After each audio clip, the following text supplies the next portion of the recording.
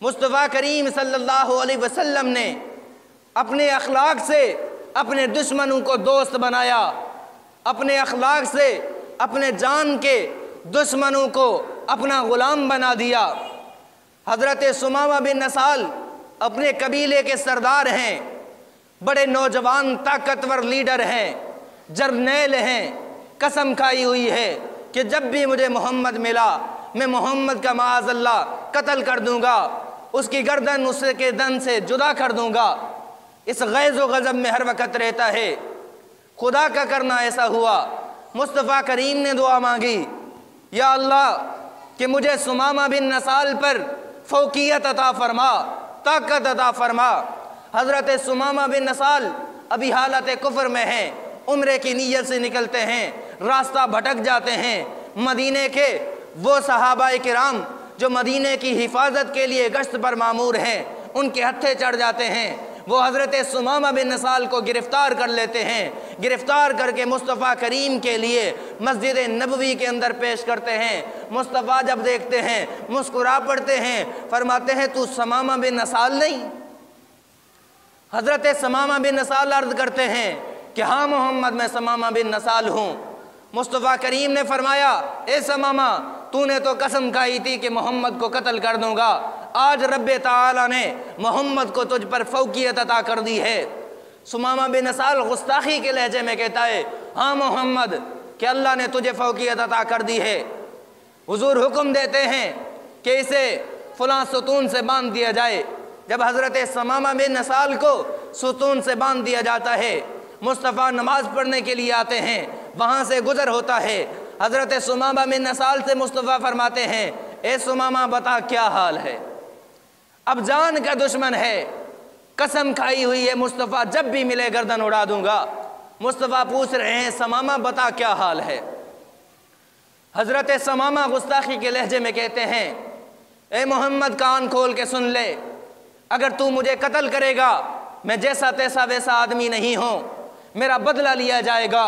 پیچھے میری قوم ہے، میرا قبیلہ ہے، طاقتور لوگ میرے پیچھے ہیں، میرے خون کا تجھ سے بدلہ لیا جائے گا۔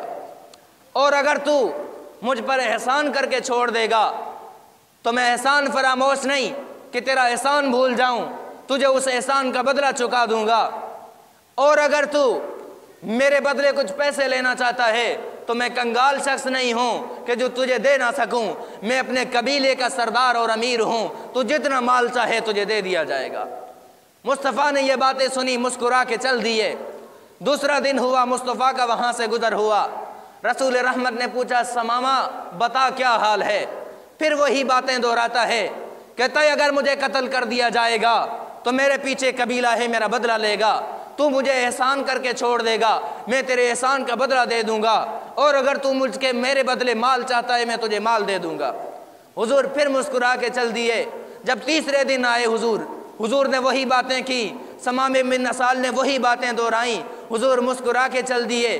کچھ دیر کے بعد حضور علیہ الصلوۃ والسلام نے حکم دیا ثمامہ بن نسال کو چھوڑ دیا جائے۔ اب ثمامہ بن نسال حیران ہے، ششدر رہ گیا کہ میں نے ان سے بد اخلاقی کی، میں نے قسم کھائی ہوئی تھی کہ میں اسے قتل کر دوں گا، آج ان کو مجھ پر فوقیت حاصل تھی، مجھے پکڑ لیا تھا انہوں نے، چاہتے تو قتل کر دیتے لیکن یہ مجھے چھوڑ رہے ہیں۔ لیکن مصطفیٰ نے آزاد ایسا کیا کہ دل کا غلام بنا دیا۔